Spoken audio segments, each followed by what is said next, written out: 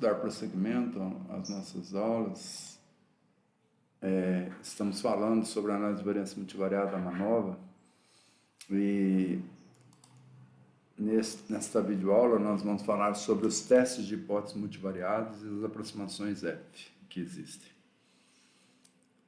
Ao realizarmos uma partição das somas de quadrados e produtos totais em relação aos diferentes efeitos de um modelo linear, estamos interessados em testar a hipótese de igualdade dos efeitos dos diferentes parâmetros considerados no modelo utilizado. Por exemplo, para o fator alfa do modelo linear apresentado em 1,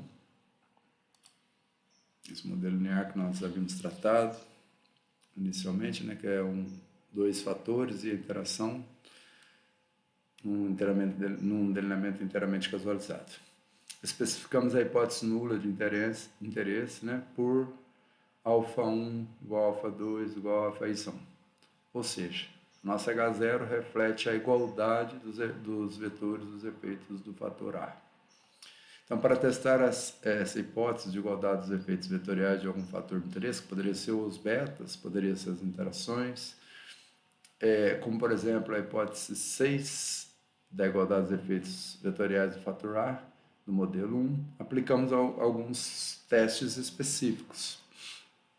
O que acontece no caso univariado é que essa hipótese é testada utilizando o teste F, cuja estatística é obtida pela razão entre os quadrados médios do fator considerado e do resíduo. No caso, o quadrado médio do fator A sobre o quadrado médio do resíduo do modelo.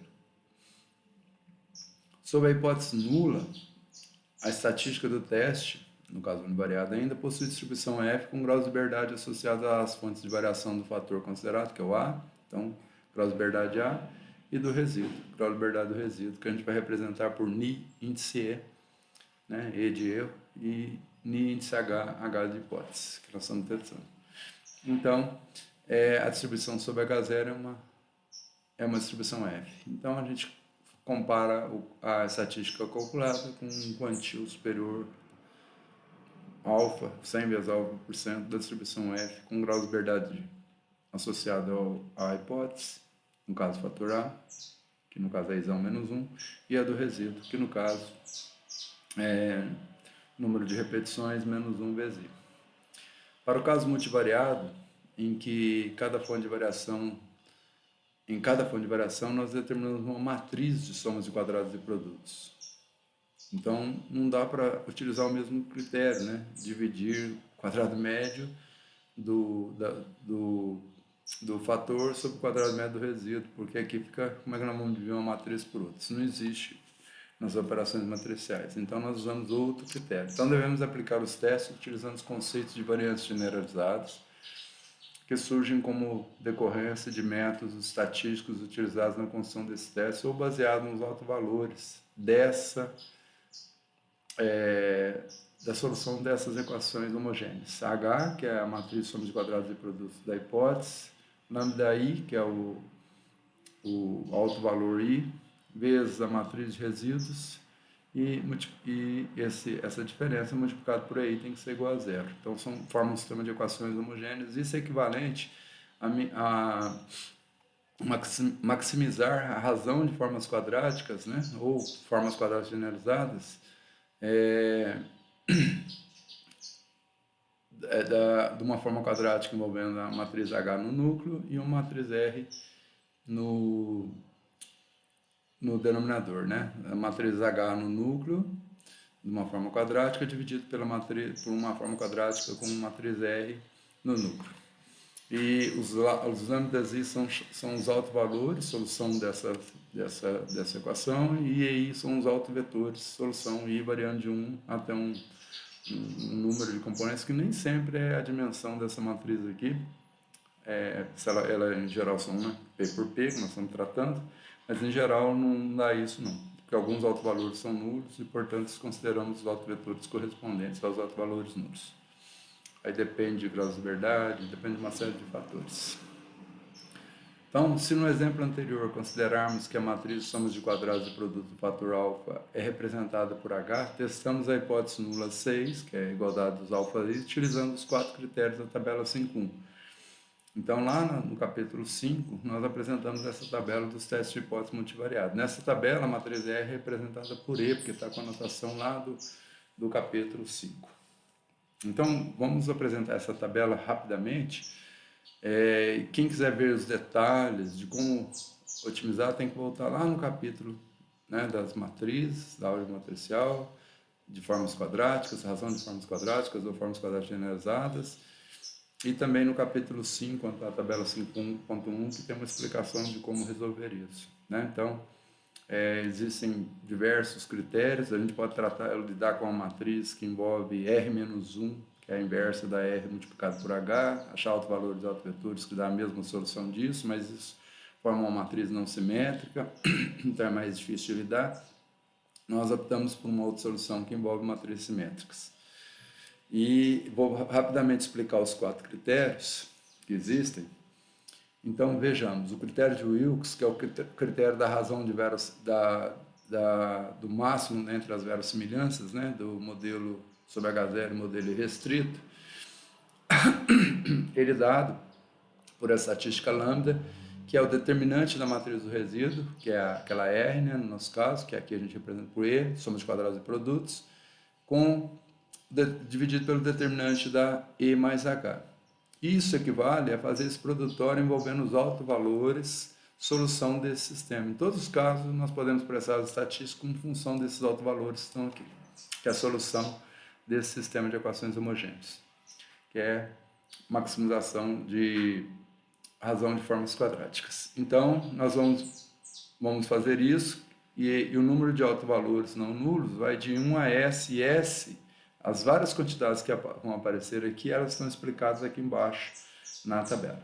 Então, S é o mínimo entre P e o grau de liberdade de tratamento, né, da hipótese. No caso aqui, o grau de liberdade desse NiH, nós estamos falando do alfa, né, do fator A, então é Isão menos 1. Então, é o mínimo entre P e Isão menos 1. Então, é o número de autovalores não nulos. Então, nós vamos fazer esse produtório. O critério de Pillay, ele é o traço dessa matriz, que envolve H mais Z inversa, né? São matrizes somas de quadrados e produtos da hipótese, que nós estamos testando. Aí, se for o fator A, H vem do fator A. Se for da B, é a matriz somas de quadrados e produtos do B, do tipo 1, do tipo 2, do que você quiser. Do tipo 3, se for o caso. E a matriz H mais Z também, uma soma, né, da matriz da hipótese que está sendo testada, e a matriz do resíduo, aí é a matriz dos resíduos.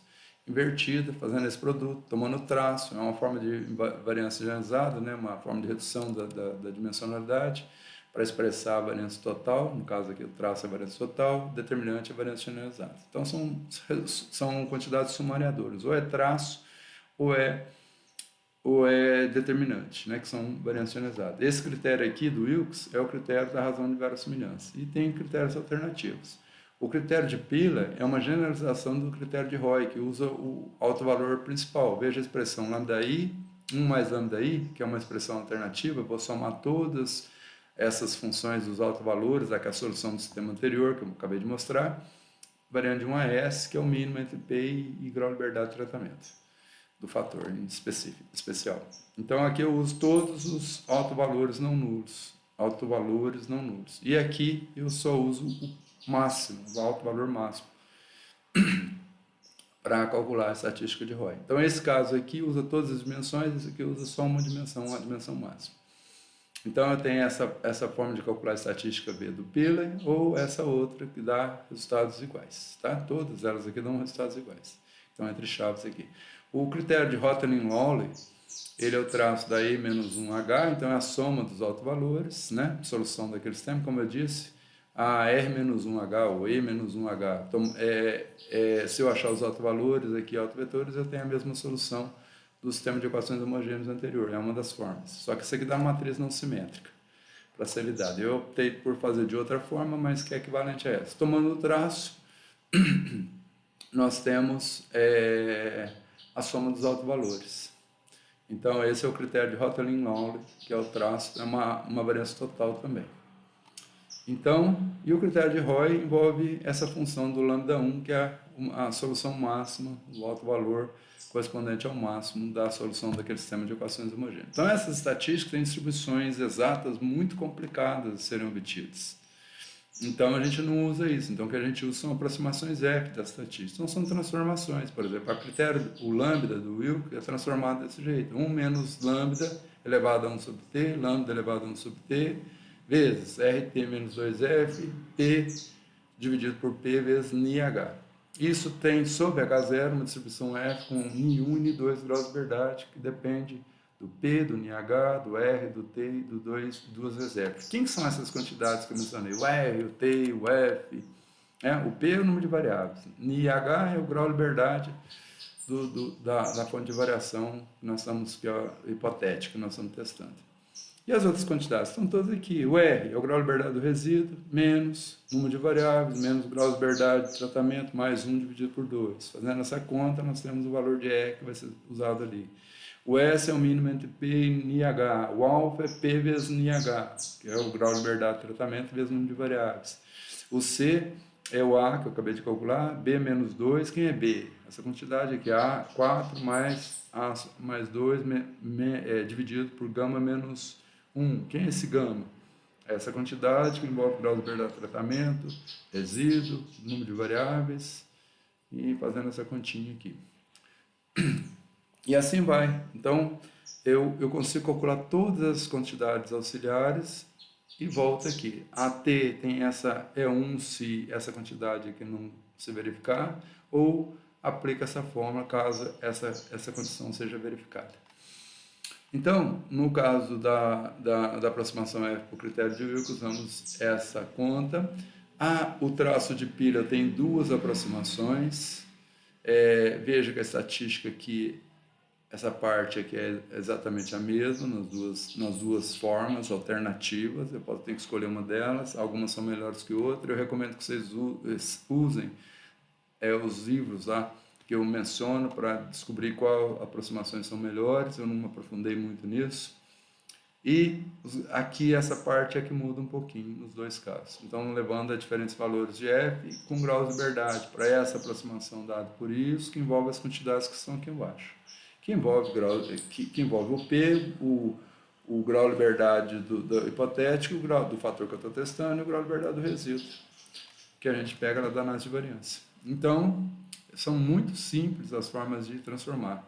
A Rothenning-Wall também tem duas aproximações. Uma que é U sobre C, C eu calculo aqui embaixo, e a outra envolve essa quantidade aí que é U, que multiplica essas quantidades que envolvem o E não, o S, está tudo aqui. S ao quadrado, 2M, quem que é M? Aqui é o módulo da diferença de P menos grau de liberdade de tratamento, menos 1 dividido por 2, é o M. Então, são quantidades simples de calcular, dá um pouquinho de trabalho, mas são fáceis de calcular. Essa aqui com esses graus de liberdade, essa outra com esses graus de liberdade. Veja que as duas aproximações ali de cima têm os mesmos graus de liberdade, só muda então um pouquinho a estatística aqui. Tem duas vertentes. E a estatística de Roy tem essa aproximação F que não é considerada muito boa. Com grau de liberdade 1 igual a D, também facilmente calculado aqui, que é o máximo entre P e NiH, e grau de liberdade do resíduo dado por isso aqui, grau de liberdade do denominador do F. Grau de liberdade do resíduo menos o D, mais o grau de liberdade do tratamento, que é o grau de liberdade 2 da aproximação F. Então, essa aproximação do Roy aqui não é considerada muito boa. Ela dá um F maior do que deveria ser, então há uma alta chance de rejeitar a hipótese indevidamente. Então é um teste liberal com essa aproximação. O critério de Roy é o melhor critério que tem, mas infelizmente não tem como calcular uma aproximação F muito boa por aqui. O programa SAS, por exemplo, usa não sei se é por Bootstrap ou por Monte Carlo, ele calcula a distribuição exata da estatística de Roy e aí vale a pena usar esse teste. Caso seja usada essa aproximação, não é recomendável. Então, a gente prefere o critério de Wilks na maioria das vezes. Em alguns casos, todos os critérios são equivalentes, aí não tem preocupação nenhuma entre eles. Tá? Eu vou mencionar aqui algumas características, 4 critérios que a gente pode utilizar. Então, em vez de ter uma estatística só, nós temos 4. Aí complica a nossa vida, que nós temos que optar por uma delas. Os 4 critérios, eles podem não ser concordantes em relação à rejeição ou não da hipótese nula. Complicou ainda mais. Eles não concordam, né? Podem ser, não ser. Por quê? Porque em alguns casos são quando a distribuição é exata e as aproximações F serão exatas. Então não serão aproximações F, será a distribuição F exata, né? Obviamente. Apesar de eu estar falando isso, porque na maioria dos casos é uma aproximação apenas da verdadeira distribuição da estatística. Então é necessário enfatizar que os graus de verdade do resíduo, NIE aqui, né, devem ser superiores ou iguais ao número de variáveis P para a aplicação de todos eles. Então nós temos que ter mais graus de verdade do resíduo do que o número de variáveis que nós estamos lidando. Os testes são todos exatos, pois quando a H0 é verdadeira, eles possuem probabilidade alfa de rejeitar a hipótese nula. E apesar disso, né, nesse caso, estamos desconsiderando as aproximações F quando estamos falando nisso, tá? Que são utilizadas considerando a distribuição da estatística do teste sobre H0. Como eu não conheço essas distribuições exatas, então eu tenho que usar a aproximação F. Isso torna mais um complicador, né?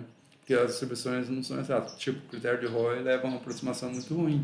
E o critério de Roy é o melhor teste. Se eu conseguisse usar a distribuição exata, eu teria excelentes resultados. Mas, apesar deles serem exatos, eles não são testes equivalentes, ou seja, então eles não concordam nas conclusões que são retiradas no teste de hipótese H0. Isso ocorre devido à natureza multidimensional do espaço paramétrico, segundo o Rentier, 2002. Quando os graus de liberdade do efeito que estamos testando é igual a unidade, grau de liberdade igual a 1, somente um autovalor não nulo existe, e a solução dessa, que eu troquei para R aqui, né? H menos lambda I, RI igual a 0, que é o valor de lambda I, existe. E, nesse caso, as estatísticas dos testes são funções uma das outras e fornecem resultados equivalentes, além de possuir uma transformação em estatística F com distribuição exata. Então, não será aproximação F se o grau de liberdade do tratamento é 1, como acontece com o teste T2 de Rotter, quando estou comparando dois vetores de Metz. Então, nesse caso, usar os 4 critérios, com 2 níveis do fator, é equivalente a usar qualquer uma estatística, dá o mesmo resultado. Então, eu posso escolher qualquer uma delas que vai ter a mesma resposta, né? A mesma decisão. Da mesma forma, como vimos no capítulo 5, esses 4 critérios, no caso particular, são equivalentes à estatística T2 de Rotterdam, quando tem um grau de liberdade, quando estou comparando dois vetores de médias particularmente, como é o caso lá do capítulo 7. Ou também no capítulo 5 tem um grau de liberdade só também. Em geral, a escolha de um desses critérios deve basear nas propriedades dos testes. E o critério de Wilks, em geral, é escolhido por razões históricas e por tratar de um teste de razão de verossimilhança. Então, tem um apelo melhor para esse teste. Embora seu poder não seja sempre superior de seus concorrentes, pois depende da configuração multidimensional dos vetores dos parâmetros que estão sendo comparados, esse teste tem sempre uma preferência que é atribuída à sua maior flexibilidade e robustez, segundo Rentier, 2002. O critério de Roy, por sua vez, por utilizar aproximações F de baixo desempenho, apresenta elevadas taxas de tipo 1, como eu já mencionei, em decorrência, maior poder sobre H1. Mas isso não é bom porque, na maioria das configurações multidimensionais dos vetores de efeitos, isso não é bom porque não adianta ter poder se não controla o erro tipo 1. Então é conveniente salientarmos que quando usamos as aproximações F, esse teste perde a sua exatidão, o teste Roy, como todos os outros, mas seu desempenho nessa condição, no caso particular do critério de Roy, impede sua recomendação por ser muito liberal sobre H0. Então ele rejeita a H0 muito mais frequentemente do que o nível alfa pré-estabelecido, que é o nível nominal de significância. Quando vamos realizar um teste, a gente adota um nível nominal de significância específico. Alguns programas possuem alternativas, como é o SAS, que eu mencionei, né, que permite utilizar a distribuição exata da estatística do teste nessas situações. E o critério de Roy seria indicado nessas situações, portanto. Então, na próxima aula, nós continuaremos, né, para fazer alguns testes adicionais de hipóteses e, no final, nós apresentaremos um exemplo particular. Muito obrigado por assistirem e até a próxima.